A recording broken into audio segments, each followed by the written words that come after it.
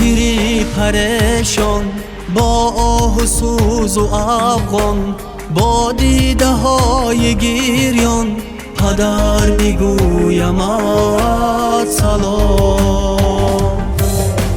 در زیر برف و باران، در سردی زمستان، با دست و پای لرزان، مادر بگویمت سلام.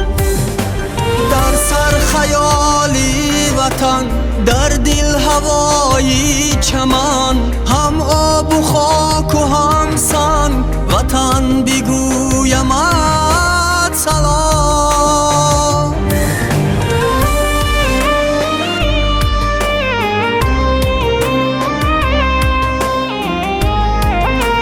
گرمی آچه جان، خوراکی گرمی آشدان، آچه بگویمت سلام. مدد نما خدا جان.